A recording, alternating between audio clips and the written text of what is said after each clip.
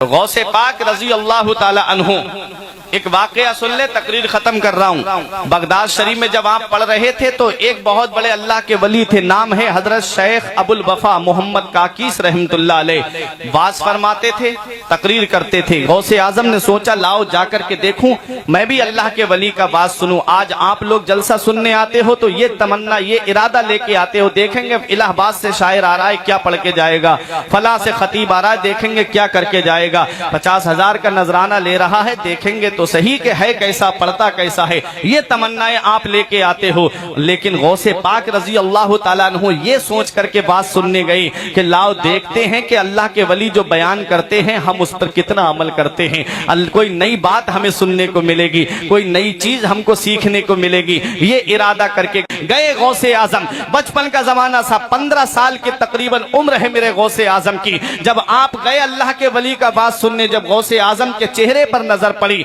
अल्लाह के वली ने फरमाया इस बच्चे को बाहर निकाल दिया जाए। गौसे आजम को बाहर निकाल दिया जाता है। इतने आप लोग यहाँ बैठे हुए हो, मैं एक भाई का नाम लेके कहूँ कि इसको बाहर निकाल दिया जाए, फिर आप लोग मुझे नहीं देखोगे, उस निकलने वाले को देखोगे कि कौन है जिसको बाहर निकाला जा रहा है। अल्लाह अकबर। गौसे आजम को निकाला गया, फिर अंदर आ जाते हैं। दूसरी मर्तबा फिर कहा कि अल्लाह के वली ने, मैंने कहा ना इस बच्चे को बाहर निकाल दिया जाए, और गौसे आजम को फिर बाहर कर दिया जाता है। गौसे आजम फिर तीसरी मर्तबा आ जाते हैं, अल्लाह के वली ने फरमाया मेरे पास लेके आओ। लोग उठ उठ करके देख रहे थे ये कौन बच्चा है जिसे निकाला जाता है फिर अंदर आ जाता है, जिसे बाहर किया जाता है फिर अंदर दाखिल हो जाता है। गौसे आजम जब उनके करीब में पहुंचे, अल्लाह के वली जिस मसनद पे बैठे हुए थे उससे उठ के खड़े हो जाते हैं। शेख अबुल वफा मोहम्मद काकीस रहमतुल्लाह अलैह, 17 बादशाह जिनके झंडे के साए में अदब से चला करते थे, इतने बड़े अल्लाह के वली, 17 बादशाह जिनके झंडे के साए में हाथ बांध के चला करे,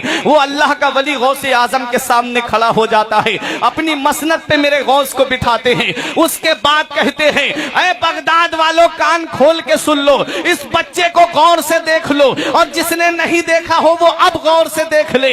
मैंने इसको बाहर इसलिए नहीं निकलवाया था कि मैं इनकी बेइज्जती करूं, अरे मैंने इनको इसलिए बाहर निकलवाया था ताकि तुम में का हर इंसान इसको गौर से देख ले। ये कोई आम हस्ती नहीं है, ये कोई आम शख्सियत नहीं है, अरे यही तो वो अल्लाह का वली है जो बगदाद की जामा मस्जिद से ऐलान करेगा कदमी हाज़िही अला रग़बते कुल्ले वलील्लाह, मेरा ये कदम हर अल्लाह के वली की गर्दन पर है। ए बगदाद वालों, मैं तुम्हें गवाह बना करके आज से इनके कदम को अपनी गर्दन पे ले रहा हूँ। बरेली का इमाम पुकार के कहता है सर भला क्या कोई जाने के है कैसा तेरा, सर भला क्या कोई जाने के है कैसा तेरा, औलिया मलते हैं आंखें वो है तलवा।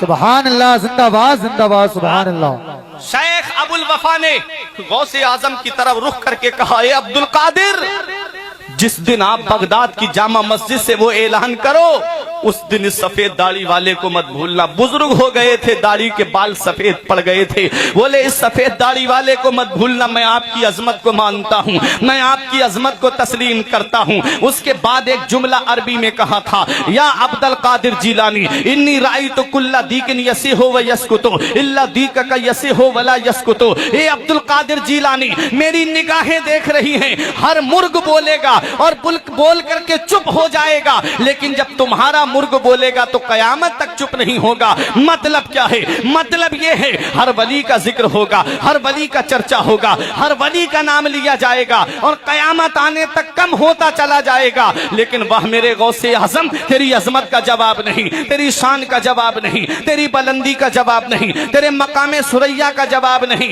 गौसे आजम का जब जिक्र होगा कयामत तक कम नहीं होगा। मेरा इमाम पुकार के कहता है मुर्ग सब बोलते हैं, बोल के चुप रहते हैं, मुर्ग सब बोलते हैं, बोल के चुप रहते हैं। हाँ असील एक नवा संज रहेगा तेरा, वरा फाना लका जिक्र का है साया तुझ पर, वरा फाना लका जिक्र का है साया तुझ पर, जिक्र ऊंचा है तेरा, बोल है बाला तेरा।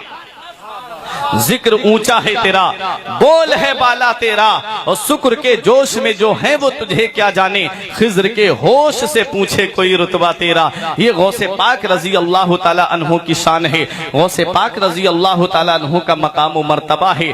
कितनी बड़ी शान गौसे आजम की है। हमारी रातें खत्म हो सकती हैं, उम्रें खत्म हो जाएंगे, लेकिन हम उनकी अजमत को बयान नहीं कर। जलसों के तो हालात बदल गए। आज जलसों को इंसान ने मजाक के तौर पर ले लिया, हंसी मजाक के तौर पर ले लिया। जलसे इसलिए नहीं होते थे कि हंसी मजाक के तौर पर उनको लिया जाए। जलसों का मतलब होता है जब तहजीब की जात बिगड़ जाती है उसे संवारने के लिए जलसे होते हैं। जब मस्जिद का शिकम नमाजियों की गिजा से खाली हो जाता है उसे संवारने के लिए, उसका शिकम भरने के लिए जलसे हुआ करते हैं। जब लोगों के अंदर दीन की तरफ से बेरगबती पैदा हो जाती है तो दीन की तरफ लाने के लिए जलसे हुआ करते हैं। जरा सोचो तो सही।